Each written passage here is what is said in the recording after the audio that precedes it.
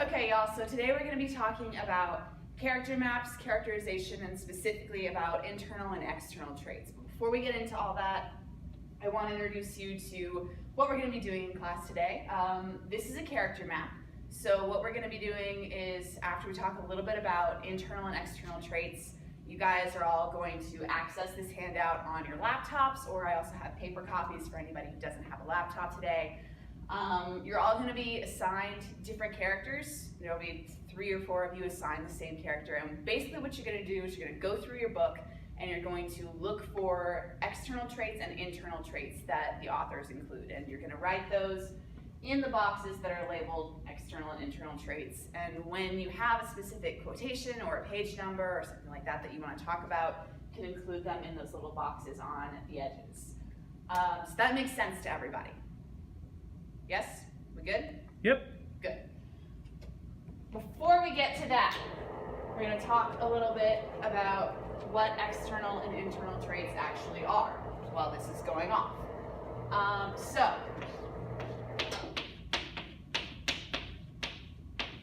who can give me an example of an external trait?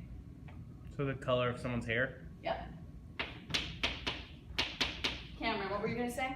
Like what they're wearing? Mm-hmm. Just what they look like in general? Right.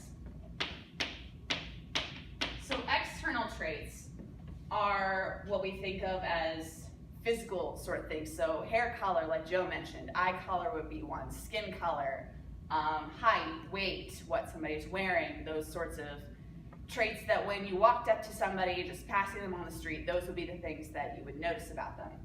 So, what then do you think are internal traits? What are some examples of those? So like a character's motives? Yeah, motives. Like their ideals? Mm-hmm.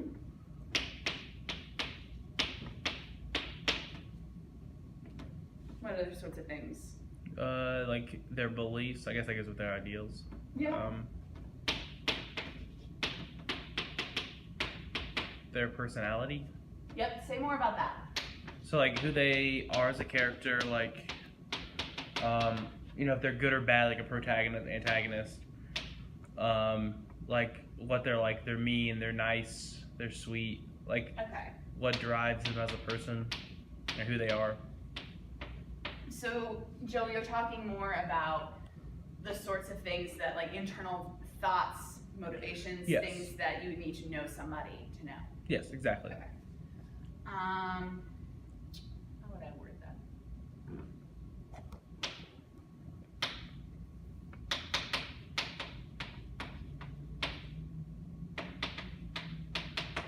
Yes, that is exactly right. So internal traits are things that you wouldn't know about a person when you just walked by them on the street. Those are the sort of things that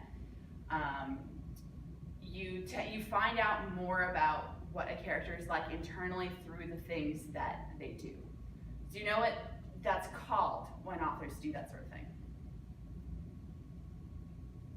When they take a character's actions and let the actions show the readers what the character is like inside. Just characterization? Yes.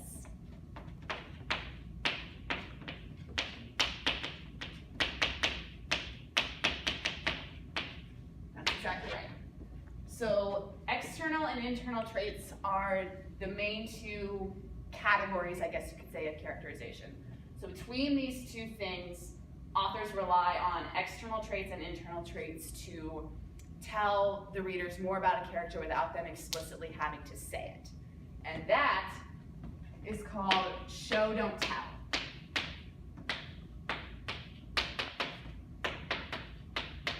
So what we're going to do today is we're going to look for specific places where authors tell you something explicit about a character, which tends to be external traits, and then we're going to look at where the readers have to read into what a character does to figure out their internal traits. So where the author is showing us and not telling us what the character is like. That makes sense to everybody? Yes. All right, if you have your laptops, go ahead and get it out, and if you don't, come see me and I will give you a handout.